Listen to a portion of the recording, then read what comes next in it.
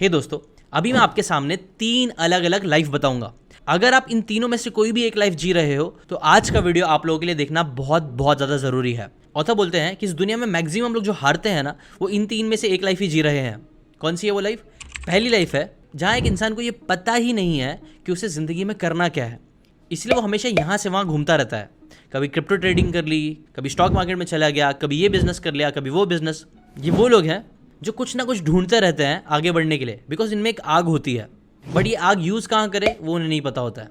उन्हें कुछ तो करना होता है ज़िंदगी में, लेकिन ये कुछ क्या है वही उन्हें नहीं पता, इसीलिए कई बार ये कुछ नहीं कर पाते।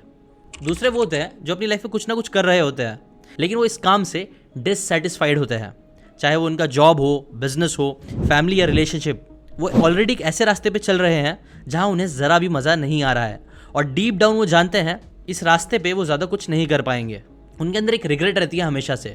और तीसरी लाइफ वो होती है जहाँ एक आदमी को क्लियरली ये पता होता है कि उसे ज़िंदगी में क्या करना है, उसके पास एक गोल होता है, वो एम्बिशियस होता है, बट थोड़ी क्लैरिटी होने के बाद भी वो कभी कुछ काम नहीं कर पाता है। वो हमेशा एक्सटर्नल फैक्टर्स को ब्लेम करता रहता है, जैसे कि मुझे टाइम नहीं मिल पा रहा है, पैसा नहीं है इसलिए नहीं कर पा रहा हूँ, मोटिवेशन ही नहीं है। ऐसी एक्शन ना ले पाने के उसके पास कई सारे भर भर के रीजंस होते हैं। अब अगर आप इन तीनों में से कोई भी एक लाइफ जी रहे हो तो आपकी लाइफ कंप्लीटली हो चुकी है या फिर आगे होने वाली है। ऐसा मैं नहीं, ऑथर बोलते हैं। और अगर आप चाहते हो कि ये सिचुएशन से आप बाहर निकल के कुछ बड़ा सच में कर पाओ, तो आज मैं आपको एक बहुत ही इंटरेस्टिंग बुक की समरी देने वाला हूँ, जिसका नाम है the courage to be disliked. इस बुक के पीछे ही लिखा हुआ है a single book can change your life, और मैं इस बात से कंप्लीटली एग्री करता हूँ। ये बुक कोई आम बुक नहीं है, ये एक्चुअल में एक बहुत ही इंटरेस्टिंग कन्वर्सेशन है एक यंग लड़के और एक फिलोसोफर के बीच में। एक यंग लड़का जो अपनी लाइफ में बहुत परेशान रहता है, वो फिलोसोफर के पास जाता है और उसे अपनी लाइफ की सारी प्रॉब्लम्स बताता है, जिसके बाद फिलोसोफर एक एक करके सारे प्रॉब्लम्स के सोल्यूशन उस लड़के को देता है। और उनकी जो कन्वर्सेशंस है वो डेली चलती है 5 रातों तक, जो सारी बातें इस बुक में बताई गई है। अब ऑब्वियसली हमारे पास 5 रात का टाइम तो नहीं है, बट मैं क्या करूँगा, वो सारी बातें जो 5 रात में करी गई थी उसमें से जो बेस्ट बातें हैं उन्हें मिला के एक स्टोरी फॉर्मेट में उन 5 रातों को मैं क्या करूँगा 3 रात में कन्वर्ट कर दूंगा, और सारी बड़ी बड़ी अच्छी बातें जो उन्होंने की थी उसे मैं आपको आज के इस वीडियो में बताने वाला हूँ 20 से 30 मिनट के अंदर, सब कंप्रेस करके बेस्ट बेस्ट बातें। बट उससे पहले अगर आपने अभी तक सीकेन को सब्सक्राइब नहीं किया तो वो ज़रूर कर लेना। मैं ऐसी इंटरेस्टिंग और बेस्ट बुक की बातें आप लोगों के लिए लाता रहूँगा इस चैनल पे। Now let's start. Night 1, trauma doesn't exist. एक यंग लड़का होता है जो अपनी लाइफ में बहुत ज़्यादा परेशान होता है, डिससेटिस्फाइड। उसकी लाइफ आप बोल सकते हो एकदम होती है, कुछ भी चीज़ उसके हिसाब से नहीं चल रही होती है, वो बहुत उदास रहता है। तभी उसे एक फिलोसोफर के बारे में मालूम पड़ता है। फिलोसोफर जो एक दूर पहाड़ चोटी पे कहीं रहता है, जो बहुत ज़्यादा समझदार है और जिसने कई सारे लोगों की लाइफ की प्रॉब्लम सॉल्व करी है सिर्फ अपनी बातों से। ना इस लड़के को जब फिलोसोफर के बारे में पता चलता है तो उससे रहा नहीं जाता। वो शहर से दूर बहुत मेहनत और मुशक्कत उठा के फाइनली उस फिलोसोफर के पास पहुंच जाता है। वो लड़का उस फिलोसोफर के पास जाके उसे बताता है, जब मैं छोटा बच्चा था तो ज़िंदगी बहुत आसान लगती थी, ना किसी काम की टेंशन, ना कोई बड़ा प्रेशर, ना किसी घर की जिम्मेदारी, ना ही कोई सेक्सुअल डिज़ायर्स, ना ही कोई रिलेशनशिप प्रॉब्लम। ज़िंदगी एकदम सुकून भरी थी।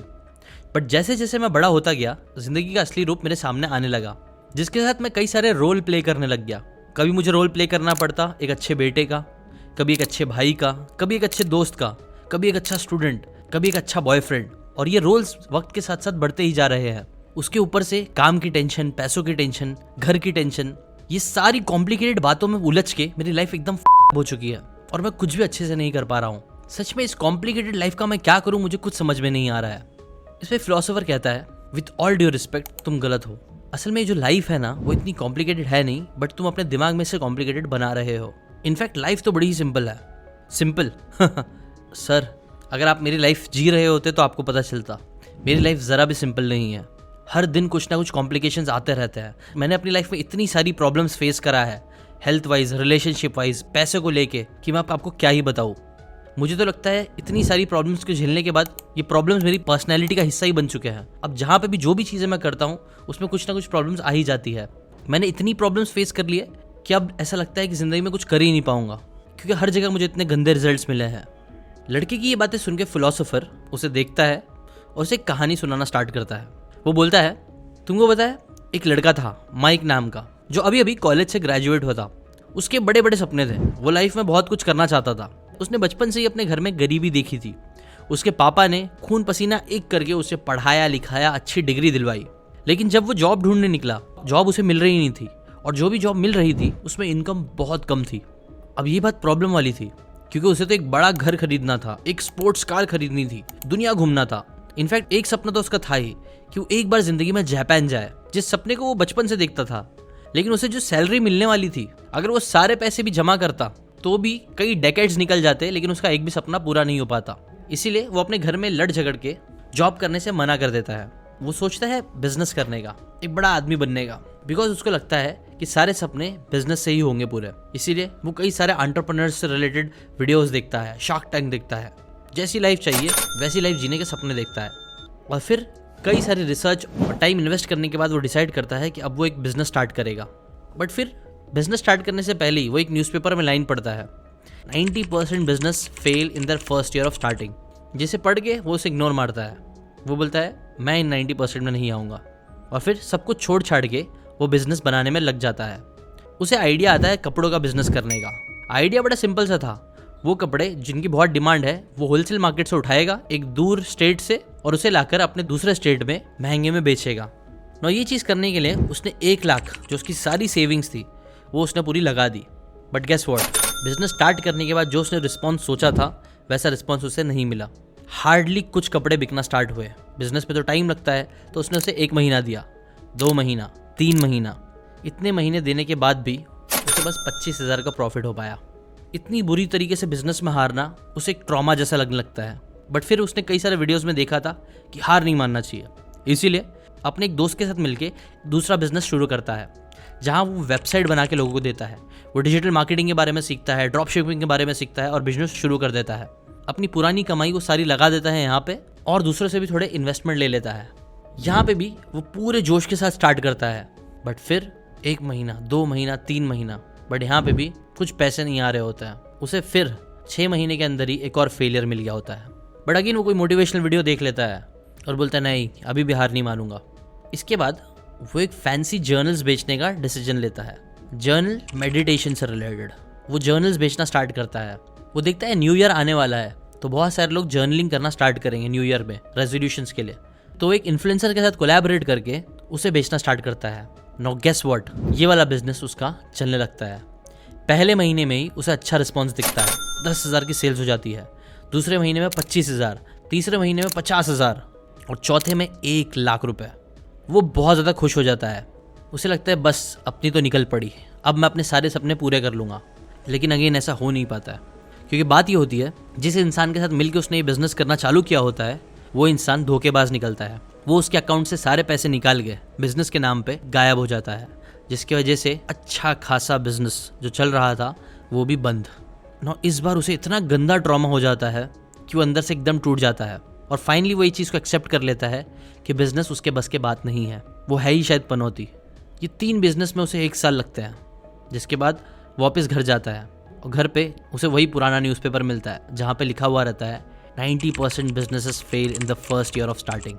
जिसे देख के वो मुस्कुराता बोलता है हाँ बिल्कुल सच है ना। इसी स्टोरी से पैरेलल एक और कहानी चल रही थी, माइक की नहीं बल्कि पॉल नाम के इंसान की। ये जो पॉल था ना, उसकी भी जो जर्नी थी, उसकी भी जो ज़िंदगी थी वो ऑलमोस्ट माइक जैसी ही थी। उसने भी अपनी लाइफ में बहुत प्रॉब्लम्स देखे थे, बहुत सारे इश्यूज बचपन से उसने फेस किए थे। उसे भी कोई अच्छा जॉब नहीं मिल पा रहा था, बट बहुत बड़े बड़े सपने थे। वो माइक की तरह ही बहुत मेहनती रहता है, अलग अलग बिजनेसेस ट्राई करता है, जिसमें से कई सारे उसके बिजनेसेस फेल हो जाते हैं। बट वो रुकता नहीं है, वो लगा रहता है। 1 साल, 2 साल, 3 साल, इनफैक्ट आपको पता है वो 5 साल तक लगातार कई सारे बिजनेसेस करता है, जिनमें से कई सारे में उसको सक्सेस भी मिलती है बट फिर फेलियर भी मिलता है। लेकिन वो बिजनेसेस करता रहता है, जिसके बाद फाइनली 7वें साल में उसका एक बिजनेस इतना हिट होता है और इतने अच्छे से उसको सारे सिस्टम समझ में आ जाते हैं कि वो मल्टी मिलियनर बन जाता है। जिसके बाद एक दिन वो भी ये लाइन पढ़ता है कि 90% of businesses fail in their first year of starting. जिसे वो पढ़ता है और मुस्कुराता है और बोलता है हाँ सच है, अच्छा हुआ मैं 1 साल पे रुका नहीं ना। ये स्टोरी सुनाने के बाद फिलोसोफर यंग आदमी को समझाते हैं कि देखो ये दोनों ही आदमी, माइक और पॉल, इन दोनों ने ऑलमोस्ट सेम तरीके की जिंदगी बिताई थी। उनका पास्ट ऑलमोस्ट सेम था, बट स्टिल उनमें से एक बहुत ज़्यादा सक्सेसफुल हुआ जबकि दूसरे ने गिव अप कर दिया और वो कभी अपने ड्रीम्स को अचीव नहीं कर पाया। उसके पीछे का रीज़न है टीलियोलॉजी और एटियोलॉजी का डिफरेंस। वो क्या होता है बताता हूँ। देखो, एक एल्फ्रेड एडलर नाम के फिलोसोफर थे। वो यंग लड़के को बताते हैं कि सिगमंड फ्रॉइड और कार्ल जंग, ये दोनों बहुत ही फेमस फिलोसोफर्स थे, बट इनके साथ एक और फिलोसोफर था जिनका नाम था एल्फ्रेड एडलर। ये एल्फ्रेड एडलर जो थे ना, वो भी काफी महान हस्ती थे। उनके भी वर्क को कई सारी ग्रेट बुक्स में यूज किया गया है, जैसे कि how to win friends and influence people, 7 habits of highly effective people. इन बुक्स में थोड़ी बहुत इनकी फिलोसफी यूज करी गई है ना। ये जो एल्फ्रेड एडलर थे ना, उन्होंने एक बहुत ही बोल्ड स्टेटमेंट बोला है। वो बोलते हैं ट्रॉमा डजंट एग्जिस्ट, यानी ट्रॉमा जैसा कुछ नहीं होता है। कई बार लोग अपने पास्ट को लेकर रोते रहते हैं कि उनके साथ ये हुआ, उनके साथ वो हुआ, बट एडलर बोलते हैं आपके पास्ट में जो हुआ है उससे आपके फ्यूचर में कोई इफेक्ट नहीं पड़ता है।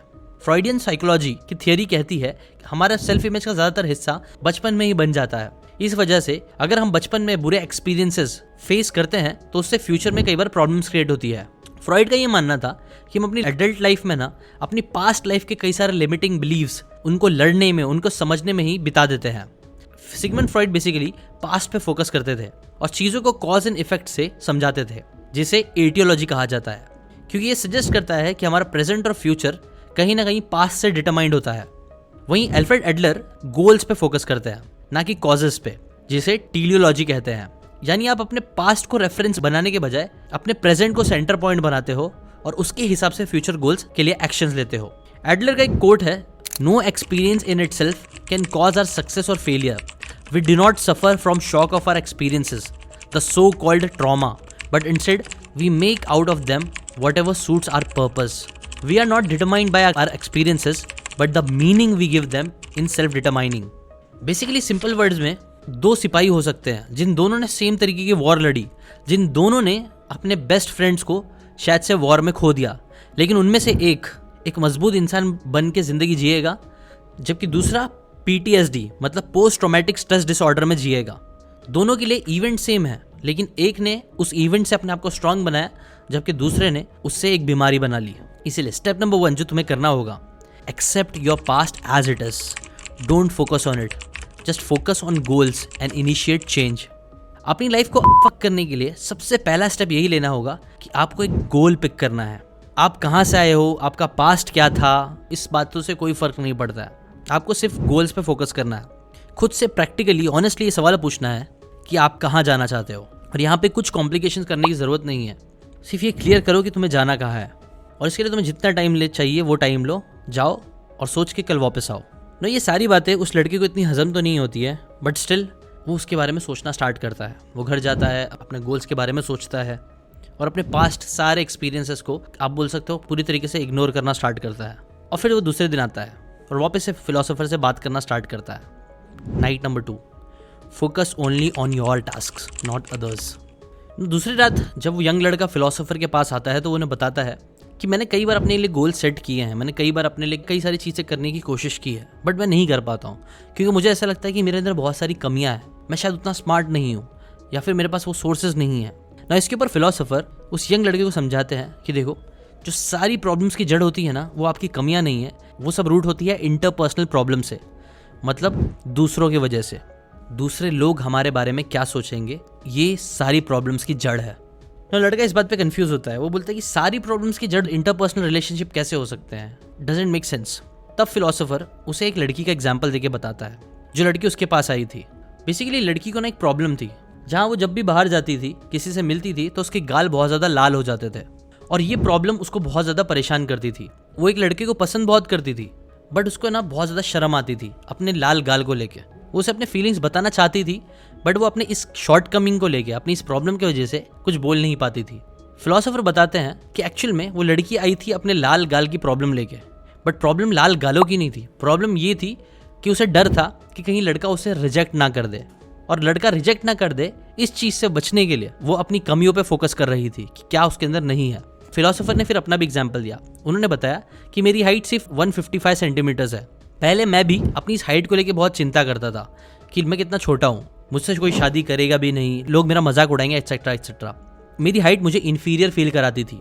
बट फिर मैंने एक एक्सपेरिमेंट किया, एक थॉट एक्सपेरिमेंट ऐसा था कि मान लूँ मैं पूरी दुनिया में एक अकेला इंसान हूँ और कोई भी नहीं है, मतलब मैं किसी से अपने आप को कंपेयर नहीं करूँ, तो क्या तब भी मेरी हाइट मेरे लिए एक इशू होगी? तब ऑथर का आंसर आया नहीं, बिकॉज इशू तभी आ रहा था जब मैं अपनी हाइट को दूसरों से कंपेयर कर रहा था। मतलब देखो, वो लाल गाल वाली मेरी छोटी हाइट लग रही है मेरी प्रॉब्लम, बट प्रॉब्लम एक्चुअल मेरी नहीं है। प्रॉब्लम ये है कि छोटी हाइट की वजह से दूसरे मेरा मजाक उड़ाएंगे। और इसीलिए मैंने कहा कि सारी जो प्रॉब्लम्स है ना वो इंटरपर्सनल होती है। जितने भी फ्लॉज हम अपने आप में देखते हैं वो इसलिए देखते हैं क्योंकि हमें लगता है कि वो फ्लॉज की वजह से दूसरे हमें पसंद नहीं करेंगे। इनफैक्ट एल्फ्रेड एडलर इन सभी फ्लॉज को ना 2 पार्ट्स में डिवाइड करते हैं। वो बोलते हैं हमारे जो फ्लॉज होते हैं उन्हें आप ऑब्जेक्टिव या फिर सब्जेक्टिव फ्लॉज बोल सकते हो। ऑब्जेक्टिव यानी वो सारी चीज़ें जो आप मेजर कर सकते हो, जैसे कि हाइट, उसे आप मेजर करके देख सकते हो कि हाँ चलो वो कम है।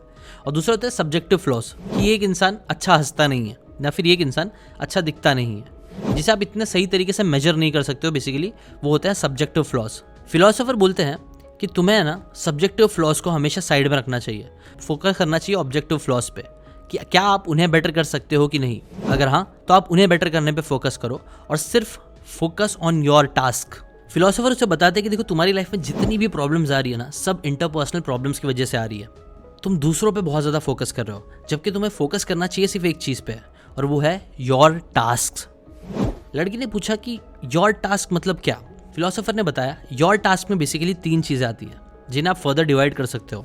3 में से पहला है रिकग्नाइजिंग योर पर्सनल रिस्पॉन्सिबिलिटीज, जिसमें भी 3 चीज़ें आती है। ए, सेल्फ रिस्पॉन्सिबिलिटी, जहां आप अपने थॉट्स, अपनी फीलिंग्स और एक्शंस की जो पूरी चीज़ें सिर्फ आपके कंट्रोल में है उसकी रिस्पॉन्सिबिलिटी लेना स्टार्ट करो। मतलब अगर आपको गुस्सा आ रहा है, पीछे वाला अगर कोई हॉर्न मार रहा है और आपको गुस्सा आ रहा है, तो ये उनकी प्रॉब्लम नहीं, आपकी प्रॉब्लम है। क्योंकि आपने शायद पीछे वाले इंसान को लेके कुछ गलत थॉट लाया होगा कि यार ये मेरे से आगे बढ़ना चाहता है, ये मेरे को नीचा दिखाना चाहता है, इसलिए हॉर्न मार रहा है, जिसकी वजह से आपको एक बुरी फीलिंग आई, जिसकी वजह से शायद आपने एक्सेलेरेटर और दबा दिया। ये चीज़ आपको नहीं करना है। फिर बी आता है गोल सेटिंग, जिसके बारे में हमने पहले भी बात किया। ये भी तुम्हारा टास्क है। गोल्स तुम्हें खुद से डिसाइड करने आना चाहिए। कोई दूसरा तुम्हें गोल्स देगा उससे बेटर है तुम खुद के गोल्स खुद डिसाइड करना चालू करो। हाँ, तुम टीम के साथ काम कर सकते हो।